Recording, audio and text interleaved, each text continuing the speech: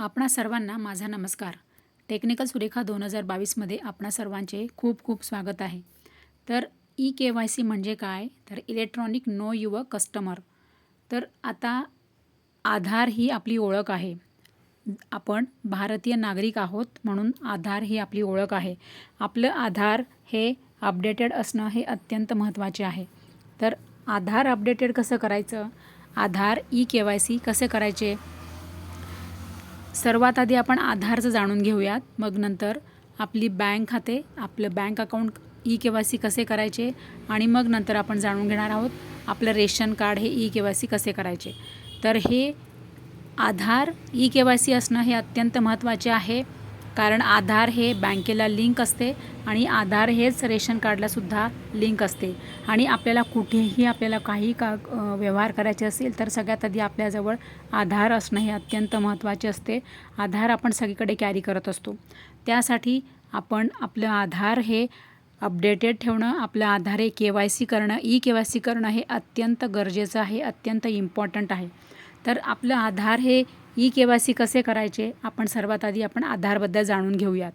तर आपलं आधार कार्ड हे ई-के-वाय-सी करण्यासाठी तुम्हाला तुमच्या घराजवळील तुम्ही अंगणवाडीमध्ये जाऊ शकतात.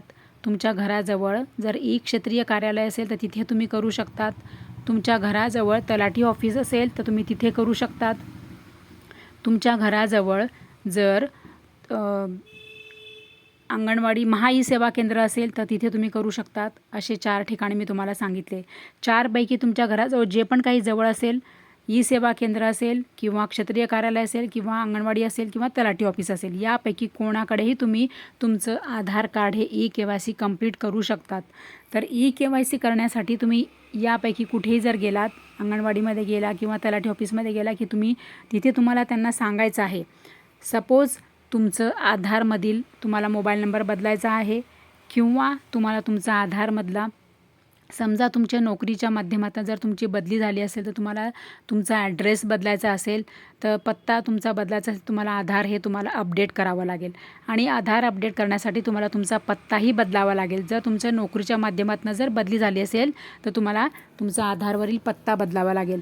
आणि जर तुमचं आता आधार कार्ड काढून जर तुमचं 4 वर्ष झाले किंवा 5 वर्ष झाले किंवा 8 वर्ष झाले तर तुम्हाला तुमच्या आधारमधील तुमचा फोटोसुद्धा तुम्हाला अपडेट करावा लागेल. म्हणजे तुम्ही तलाठी ऑफिसमध्ये गेलात की तुम्हाला तिथे ते सांगतात की तुम्ही इथे बसा. मग तुम्ही तिथे बसले की तुमचा ते पुन्हा नवीन फोटो घेतात. ते डिजिटली कॉम्प्युटरमधून तुमचा फोटो काढतात. म्हणजे तुमचा नवीन फोटो घेतल्यानंतर तुमचा फोटो हा अपडेट झाला, बरोबर. नंतर तुम्हाला जर मोबाईल नंबर बदलायचा असेल तुम्ही नवीन मोबाईल नंबर देऊ शकतात. तिथे तुम्ही नवीन मोबाईल नंबर दिला की तलाठी ऑफिसमध्ये तुमचा आधारवरील नवीन मोबाईल नंबर हा अपडेट होतो. आणि जर तुम्हाला पत्ता बदलायचा असेल, जर तुमच्या आधार कार्डवरील तुम्हाला पत्ता बदलायचा असेल तर तुम्ही पत्ता तिथे तलाठी ऑफिसमध्ये द्यायचा आहे. आणि तुम्ही तुमचा नवीन पत्ता जर दिला तर तुमचा पत्तासुद्धा तिथे अपडेटेड होईल. तर याप्रमाणे तुमचा आधार कार्डवरील तुमचा पत्ता अपडेट झाला, तुमचा मोबाईल नंबर अपडेट झाला आणि तुमचा फोटोसुद्धा अपडेट झाला. तर हे सर्व करणं तुम्हाला अत्यंत गरजेचं आहे. कारण तुम्ही तुमच्या आधार कार्ड काढून जर खूप वर्ष झालेले असेल आणि जर तुम्ही समजा लाडकी बहीण योजनेचा तुम्ही फॉर्म भरला किंवा तुम्ही कुठल्याही योजनेचा सरकारी योजनेसाठी जर तुम्ही फॉर्म भरला किंवा तुम्ही कुठल्या लोनसाठी जर तुम्ही फॉर्म भरला तर ते लोक काय सांगतात की तुमचा फोटो हा मॅच होत नाही. तुमचा आत्ताचा फोटो वेगळा आहे आणि आधार कार्डवरील तुमचा फोटो वेगळा आहे असं खूप ठिकाणी असं म्हणतात. कारण असा मलासुद्धा खूप अनुभव आलेला आहे. तर तुम्हाला फोटोसुद्धा अपडेट करणं हे अत्यंत गरजेचं आहे. तर तुम्ही याप्रमाणे तलाठी ऑफिसमध्ये जाऊन तुमचा मोबाईल नंबर अपडेट करून घ्या. जर तुमचा तोच मोबाईल नंबर जो जुना आहे तो जर तुम्हाला ठेवायचा असेल तर तुम्हाला पुन्हा तो अपडेट करण्याची आवश्यकता नाही आहे. तुम्हाला फोटो अपडेट करावा लागेल आणि तुमचा जर पत्ता बदलला असेल तरच तुम्हाला पत्तासुद्धा अपडेट करायचा आहे. नाहीतर पत्ता तुमचा जुना असेल तर जुनाच राहू द्या. याप्रमाणे तुम्हाला तुमचं आधार कार्ड हे अपडेटेड करायचं आहे, ई-के-वाय-सी करायचं आहे. आणि हे सगळं झाल्यानंतर तलाठी ऑफिसमध्ये जर तुम्ही केलं तर 3 दिवसानंतर तुम्हाला SMS येतो आणि मग तुमचं आधार कार्ड हे ई-के-वाय-सी कंप्लीट होतं आणि अपडेटेड होतं. आणि मग त्यानंतर तुम्ही बँकेमध्ये जाऊ शकतात. कारण की आपलं आधार कार्ड हे बँकेला लिंक असणं हे अत्यंत गरजेचं आहे. आपलं हे म्हणजे सगळ्यांचंच असतं आजकाल. आपलं आधार कार्ड आणि आपला मोबाईल नंबर हा बँकेला लिंक असणं हे अत्यंत महत्त्वाचं आहे, गरजेचं आहे. आणि तुम्ही नसेल केलं तर तुम्ही करून घ्या. कारण की आधार सगळ्यात आधी तुम्हाला ई-के-वाय-सी करायचं आहे. आधार ई-के-वाय-सी झालं की मग नंतर तुम्ही बँकेत जायचं आहे. तुमचं कोणत्याही बँकेमध्ये अकाउंट असू देत, तुम्ही बँकेत गेल्यानंतर तुम्हाला सांगायचं आहे की माझं बँक अकाउंट हे ई-के-वाय-सी करायचं आहे. मग तुम्हाला प्रत्येक बँकेमध्ये ई-के-वाय-सी फॉर्म आणि सर्व प्रकारचे फॉर्म हे फ्रीमध्ये अवेलेबल आहेत. तर तुम्ही तिथे गेल्यानंतर ते लोक फॉर्म देतात तुम्हाला बँकमधले. ई-के-वाय-सी फॉर्म देतात. मग तुम्हाला ई-के-वाय-सी फॉर्म भरायचा आहे. तर ई-के-वाय-सी फॉर्म भरताना तुम्हाला काय सोपा येतो आहे फॉर्म भरणं अगदी.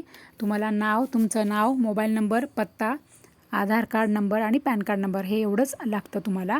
आणि तुमच्या फॉर्मसोबत ई-के-वाय-सी फॉर्मसोबत तुम्हाला तुमचं आधार कार्डची झेरॉक्स आणि पॅन कार्डची झेरॉक्स लागते. बस एवढे तुम्हाला 2च कागदपत्र लागतात आणि ते तुम्हाला जोडायचे आहे फॉर्मला. आणि असं तुम्हाला तो फॉर्म बँकेमध्ये सबमिट करायचा आहे, द्यायचा आहे. तर तुम्ही हा फॉर्म बँकेमध्ये दिल्यानंतर आता कसं सगळीकडे भयंकर गर्दी आहे बँकांमध्ये, त्याच्यामुळे कमीत कमी 8 दिवस तरी लागतात. तुमचं बँक अकाउंट हे ई-के-वाय-सी होण्यासाठी 8 दिवस हे लागतात. तर मग 8 दिवसानंतर तुमचं बँक अकाउंट हे ई-के-वाय-सी कंप्लीट होणार. म्हणजे जर तुमचं बँक खातं हे डेड झालेलं असेल, कारण खूप वर्षांपासून जर तुम्ही तुमचं बँकेमध्ये व्यवहार केले नसतील, पैसे काढले नसतील किंवा पैसे जमा केले नसतील, तर आपलं बँक अकाउंट हे गोठून जातं. आपलं बँक खातं हे बंद होऊन जातं, डेड होऊन जातं. तर आपलं बँक खातं पुन्हा सुरू करण्यासाठी तुम्हाला हे ई-के-वाय-सी करणं हे अत्यंत गरजेचं आहे. तर तुम्ही ई-के-वाय-सी पूर्ण झाल्यानंतर 8 दिवसांनी तुमचं बँक खातं हे पुन्हा सुरू होणार. आणि मग नंतर तुमचं आधार हे तुमचं बँकेला लिंक होणार.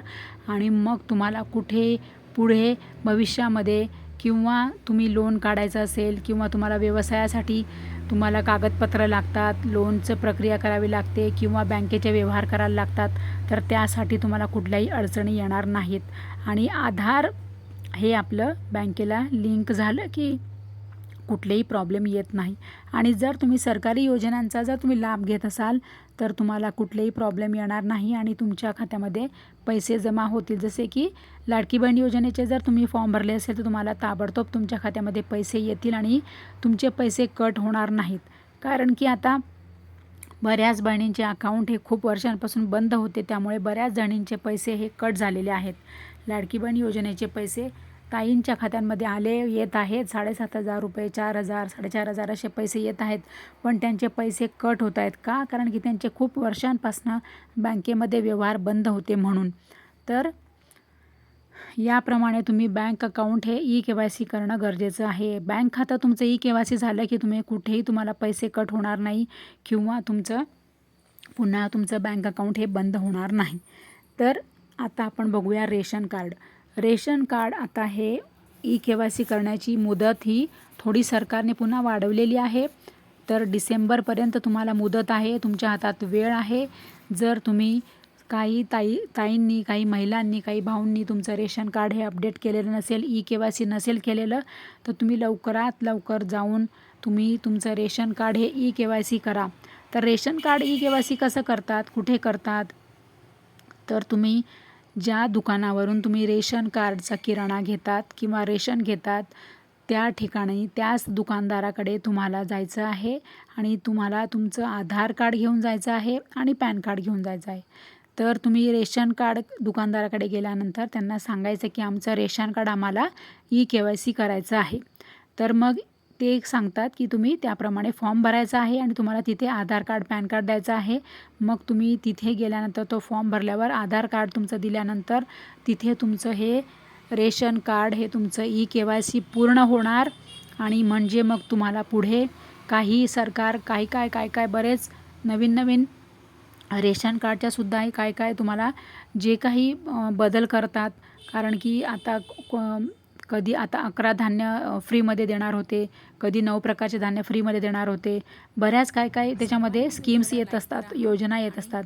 तर ते तुम्हाला सगळे लाभ होतील जर तुमचं रेशन कार्ड ई-के-वाय-सी पूर्ण असेल, कंप्लीट असेल तर याप्रमाणे तुम्ही तुमचं रेशन कार्ड हे ई-के-वाय-सी पूर्ण करून घ्या. सगळ्यात आधी तुम्ही आधार कार्ड ई-के-वाय-सी करा, कारण की आधार कार्ड हे बँकेला लिंक असतं आणि बँक ई-के-वाय-सी करण्यासाठी आधार कार्ड लागतं आणि रेशन कार्ड पण ई-के-वाय-सी करण्यासाठी आधारच लागतं, आधार कार्ड लागतं. म्हणून तुम्ही तुमचं आधी आधार कार्ड हे ई-के-वाय-सी करा. म्हणजे आधार कार्ड ई-के-वाय-सी झालं की बँकेचं पण ई-के-वाय-सी कंप्लीट होणार आणि मग नंतर रेशन कार्ड पण तुमचं ई-के-वाय-सी कंप्लीट होणार. तर याप्रमाणे तुम्ही सर्व व्यवस्थित केलं तर तुम्हाला कुठेही काही प्रॉब्लेम येणार नाही आणि सरकारी योजनांचा पण लाभ होण्यासाठी तुम्हाला काही प्रॉब्लेम येणार नाही आणि सरकारी योजनांचे पैसे पण बँक खात्यात येतील आणि तुमचं बँक अकाउंट पण अपडेटेड राहील. आणि रेशन कार्डचे सुद्धा जर काही सरकारचे जे काही योजना येतात, धान्य येतं, तर त्याचेसुद्धा तुम्हाला लाभ होण्यासाठी काही प्रॉब्लेम अडथळे येणार नाहीत. तर याप्रमाणे सर्व तुम्ही अपडेट करा, ई-के-वाय-सी पूर्ण करा, म्हणजे काही प्रॉब्लेम येणार नाही, काही अडीअडचणी येणार नाहीत. तर सर्व ताईंना, सर्व भाऊंना जर व्हिडिओ आवडला असेल तर व्हिडिओला लाईक करा आणि चॅनलला सबस्क्राईब करा आणि बेल आयकन प्रेस करून ऑल ऑप्शन सिलेक्ट करा. Thank you very much. आपण सगळेजण आनंदी राहा आणि सगळ्यांना आनंद देत राहा.